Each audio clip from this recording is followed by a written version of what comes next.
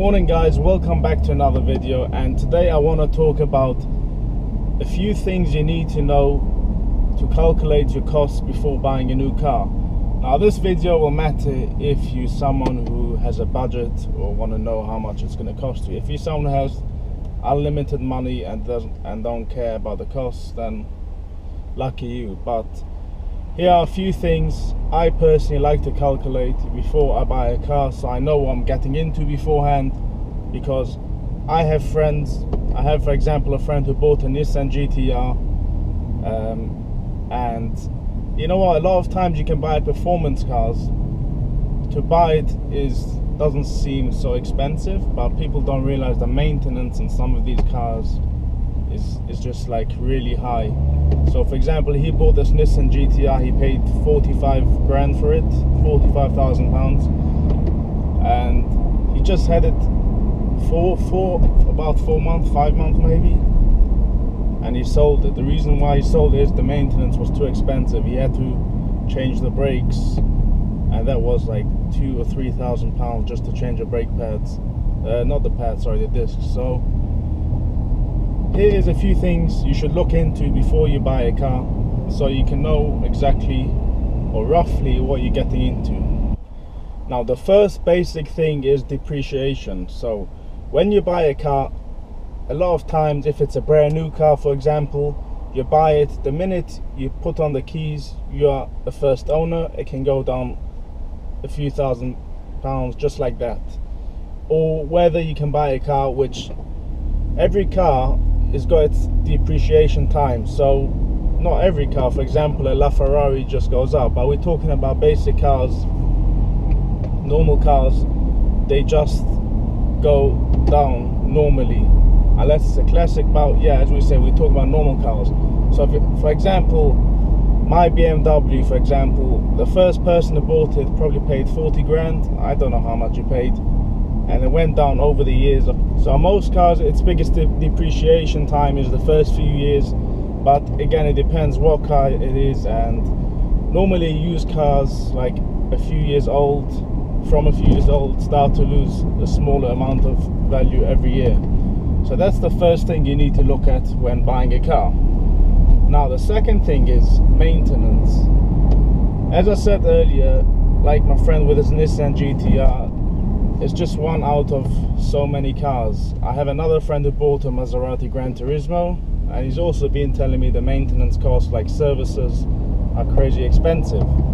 So when you look at the car and it seems to be a decent price, when looking to buy it, you think you can afford to buy it, whether you're doing a finance or buying the car, it doesn't matter, because some of these cars can have crazy maintenance costs, and like services, parts for the car, which is very important. Sometimes you need to change a part in the car, whether it's an engine part, brakes. Okay, sometimes you can get aftermarket, different, you know, companies, but in general, cars that have expensive parts, you know that even if you're going to get an aftermarket part, it's still not going to be cheap.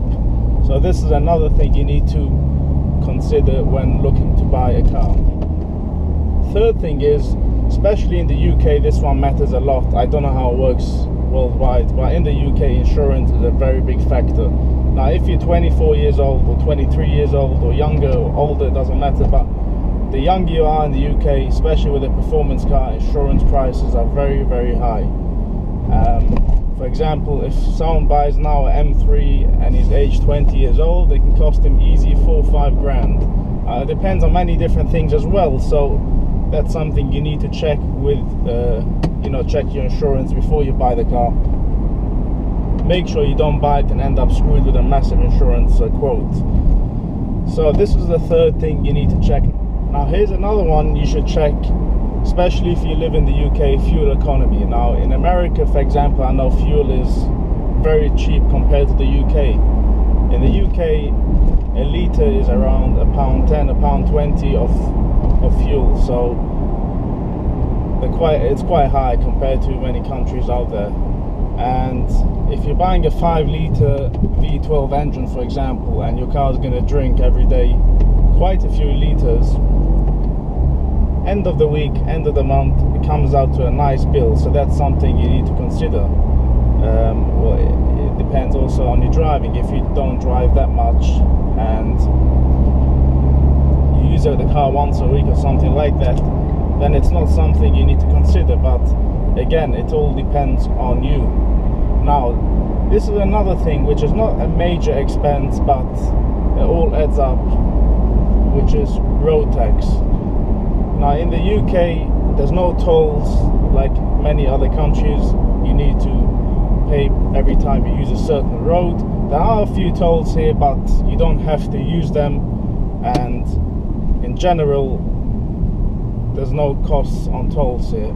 There's here and there you got like the M6 toll road and stuff like that, but it's not something you use daily or weekly, or maybe you do, but you don't have to use them. Anyways, so over here you pay a yearly cost for the car. It depends on the CO2 emissions, on the engine size, on a whole bunch of things. I don't even know how, on what it depends. All I know is that on my BMW I pay £485 a year, and the max amount is £550. If I'm not, I might be mistaken here, it's around that figure anyways.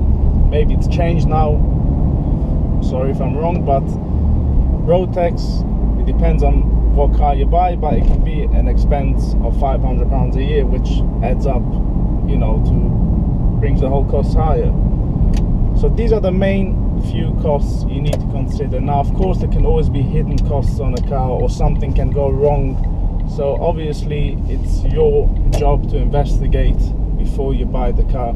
For example, what I like to do is I like to go on forums, or even go on YouTube. Sometimes you have people telling their running costs on that particular car you want to look into.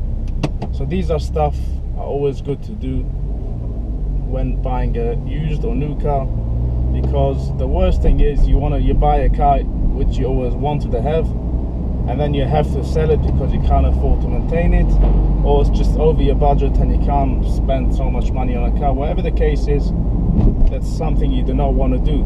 So this is my thoughts anyways, and I hope this video was bringing you, information you wanted. And yeah, that's more or less this video for today. So guys, if you enjoyed this video, give it a thumbs up. If you like these driving videos, yes, a thumbs up. And until the next video, I will see you next time. Take care, and also make sure you subscribe to this channel, as there'll be plenty more content. Cheers.